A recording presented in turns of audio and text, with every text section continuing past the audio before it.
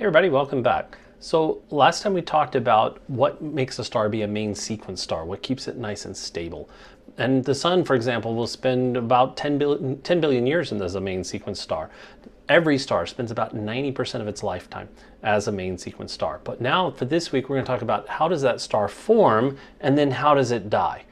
There's not a lot that I ask you to memorize in this class.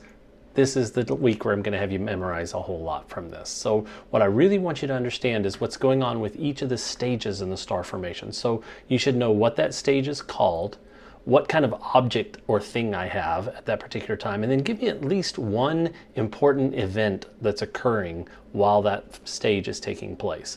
Often there's more than one, but if you can give me at least one, you're probably going to be in good shape, okay? So let's look at it from there. Let's get started. Okay, so for this lecture, we're going to talk about star formation, star birth. But one thing I do want you to keep in mind, we're going to talk about how all these stars arise from this giant cloud of gas and dust that we're going to call a giant molecular cloud.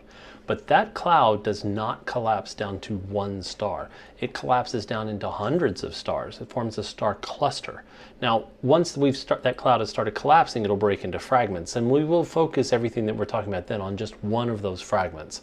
But I want you to keep in mind that that whole cloud breaks into a whole bunch of stars, not just one, and that's a very common misconception that people have. So we just want to get that clear in the front end. All right, so go ahead and pull your class notes out. Should look something like this. Whoops.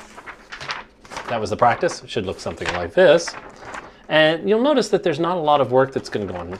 In this last part, there's going to be some true-false questions that are going to help you kind of test your knowledge. We won't be doing these as part of the lecture. Instead, I want you to use these to go back through the lecture and make sure that you understand what's going on. Try it the first time, though, without looking back. Let's see how well you've actually learned it just watching it going through. All right. So when we're trying to form stars, there's only one thing that's helping the star form and a whole bunch of things that are trying to prevent it. We'll look at the two biggest ones with this. What's helping the star form is its gravity. And gravity is just the weight of the gas and dust causing it to contract down together. Remember, everything in space that has mass pulls on everything else. So this particle that we have over here is pulling on this particle, and so that's wanting them to come together. That's it. But gravity is actually a fairly weak force. So fighting that is heat. And if I take this pencil and I drop it, when I pick it up off of the ground, I've added energy. I've stored gravitational potential energy in this pencil so that when I drop it, most of that gets converted into kinetic energy, motion energy, but some of it actually also gets converted into heat. And so the same thing is happening with this star. As it tries to collapse, that material is falling literally towards the center. And so it's giving up gravitational potential energy. And that gravitational potential energy then gets converted into heat. Well, heat is pushing outward, and it's trying to keep the cloud from collapsing. And so the cloud is trying to fight that with its gravity, but the further it collapses, the more the heat pushes it back out. I want to keep in mind, it is not fusing yet. It is not yet a star. It's just the heat from the collapse that's making this happen. The second big event is the rotational spin. Now, think about this. That cloud is not stationary in space. Nothing in space is absolutely still. Everything's moving, everything's rotating. Now that cloud, in this case, that big giant cloud, is moving very, very slowly, right? But as it collapses, it starts to rotate faster. And I call this the Michel Quandt effect. Michel Quandt, the figure skater. When she starts a spin, she's got her arms out like this, right? But then what happens to her spin when she brings her arms in close like this? She starts spinning faster. And then when she wants to slow down, of course, she throws her arms out and it looks all nice and artistic. But what she's really doing is slowing down her spin rate so that she can recover and keep on skating. Same thing is happening here. As that cloud collapses, it starts to spin faster and faster. Well, if you've ever watched anybody make pizza out of pizza dough, you can start with a ball and you spin it, and what happens to it? It's going to start to flatten. So the rotational force is trying to push it outward even as the star is trying to come inward. So that's also going to fight it. Left to itself, that star is not going to be able to form. It needs some other event. So let's look at our initial stage. This is the giant molecular cloud. And this thing is huge. It is truly giant, anywhere from 10 to 100 parsecs. Remember, 1 parsec is 1 star system over. So this could be 100 star systems across. It's really cold. It's just above absolute zero, about 10 degrees above absolute zero, and it's massive. It's got over 1,000 solar masses in one cloud. So this can form thousands of stars. Not every star is going to be a 1 solar mass star. Some are going to be much smaller. Some are going to be a little bit bigger, things like that. But we can get thousands of stars out of this one star here. So left to itself, it's not going to collapse. It needs some sort of event. It needs some sort of kick to get that process started. The most common way for that to happen is through a supernova. If there's a supernova nearby, that shock wave comes through, pushes on the cloud, and the cloud then gets enough speed of its collapse. Its collapse kind of gets boosted until where it can overcome those effects that we just talked about, and collapse will start. Another possibility is that in the birth of an O or a B type star, one of these high mass stars. Remember, these things are crazy bright. They're putting out a huge amount of energy. So if I have a star here that's just turned on, that energy starts moving outward at the speed of light. If my cloud is here, it's got nothing, nothing, nothing, nothing. Oh my gosh, that's a lot of energy. And it starts to collapse as a result of that. So star birth and star death, particularly in the case of a supernova, or star birth, if they're really high mass stars, can cause that initial kick to get that collapse to form. Once it starts collapsing, then the cloud starts to fragment. The reason is that if you look at the clumps that we have here, nothing in the universe is going to be perfectly smooth. You're always going to have these clumps. Well, inside one of these clumps, this particle and this particle on the edge of the clump are closer together than they are to this particle over here. So they're going to attract each other more because they're closer, their gravity's stronger. And so those clumps will start to contract together rather than the whole cloud coming together. The only way I could get that whole cloud to come together is if I had a perfectly smooth 1,000 solar mass cloud, and that's just not going to happen. So instead, everything's going to be clumpier. The clumpier the cloud is, the more of the low mass stars you're going to get. Only when I have a nice smooth cloud am I going to get these high mass stars forming.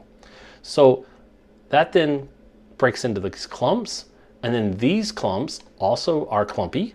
And so they break into smaller pieces. And then we're going to look at just one of these fragments. So the main event, a couple of things that are happening here, is the shock wave, and then that's causing that fragmentation. It's causing the cloud to break into these individual pieces that will eventually become stars. Here again, these are just gas and dust. They're not, mostly hydrogen, a little bit of helium, but they're not fusing. They're not stars yet. So let's focus our attention on just one of these clumps right here, one of these fragments. So here's the whole cloud here. This is the Orion Nebula that we've been talking about before. And the lit part here, the pretty parts that you see here, that's this gas being excited by this newborn star here. Now this is hydrogen gas. That's the whole cloud that was all the way out to here. But this is hydrogen gas, and it's very diffuse, but it's being heated by this newborn star. Think about what you know about spectroscopy. What kind of spectrum do I get when I have a hot, low density diffuse gas?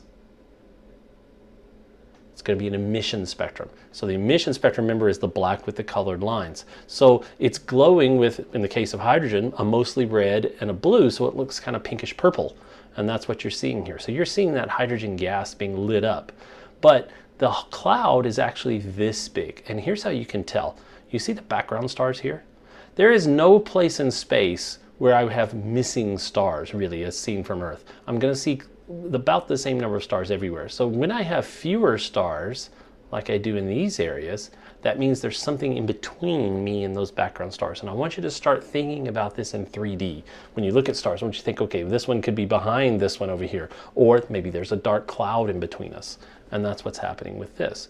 So the densest part of the cloud here at A and at B, then these are where the next stars are going to form in the Orion Nebula. Probably actually here in B. You see that it's so dense you can't see any stars at all through it. So this is a collapsing fragment. Eventually, it will collapse hard enough for that core to ignite nuclear fusion. A new star will be born right here at B, and then it will light up the cloud, the gas that's around it as well, similar to what you see here. So once that finally turns on, and it'll be fairly quick when the process happens, you're going to see all of this get lit up. All right, so as that fragment collapses, the center is going to collapse faster than the edges. Why? Think about what we've talked about before. Well, in the center, these particles in the middle are closer to each other than the particles out here are. So since they're closer to each other, they feel stronger gravity. So they're going to fall faster. So as the whole cloud collapses, the center collapses faster. Eventually, I get an opaque, you can't see through it. I get an object in the middle. I get a thing there in the middle. And that thing is a protostar. So it's no longer just one cloud of gas. There's a discernible object in the middle of it, and that's our protostar. It's not a star yet because it's not fusing. It is generating some heat though because it's collapsing.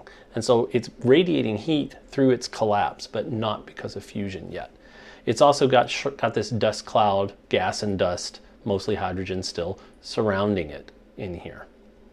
Well, as this cloud collapses, it's still rotating, remember. So that it's rotating this way, say. And so if I look at, say, just two particles inside that cloud, inside that outer part here, they're moving in general across your screen this way. So, but the up and down movement is pretty random. Some are going this way, some are going this way, whatever, but they're all generally moving in the same direction. Well, when these things collide then, they're going to actually start to flatten the disk, and let's see why that happens. The best way to explain this, if I think about this thing's moving this way, let's imagine that I've got two ropes tied around my waist, okay? And one of those ropes is being pulled by my daughter Mita, and the other is being pulled by my daughter Elsa, and they pull on me. Which direction am I going to go? Well, if these are the ropes, so Elsa's pulling this way, Mita's pulling this way, I'm going to go this way at an angle, just like what we see here.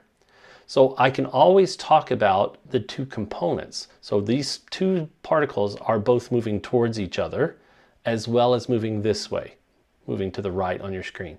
And as you can see, that's what this is showing. They're moving towards each other, but they're also moving towards the right.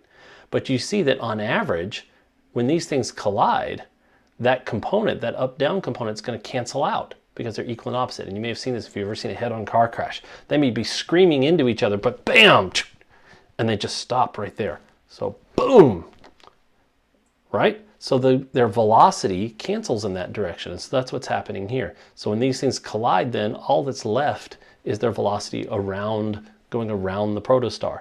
So over time, as these collisions occur, that ball of gas gets flatter and flatter and flatter. This is what we see in our own solar system. This is the reason why all of the planets in our solar system lie pretty much in the same plane, because that disk was formed out of that flattened ball of gas and dust. So here's an actual picture of a protostar. This is in infrared because it's not putting out a whole lot of visible light. So the heat source that you're seeing right here in the middle, kind of in the middle of this flattened disk of gas, that's the protostar hidden in its shroud. And you see that instead of having a ball, I've got a disk. Planets are forming in there.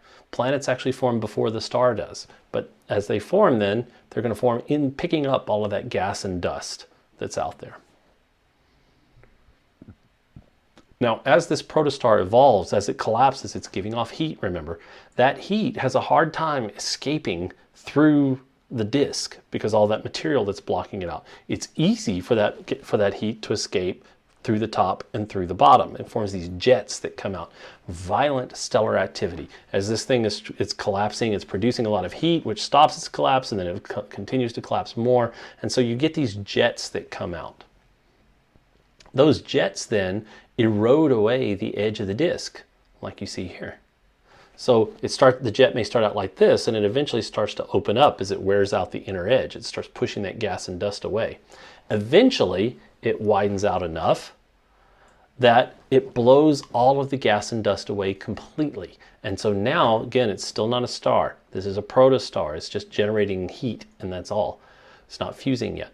But that energy from that heat pushes out all of the gas and dust and sweeps that out of the solar system. And that's why we don't still have all that gas and dust in between our planets. There's a little bit, but not much.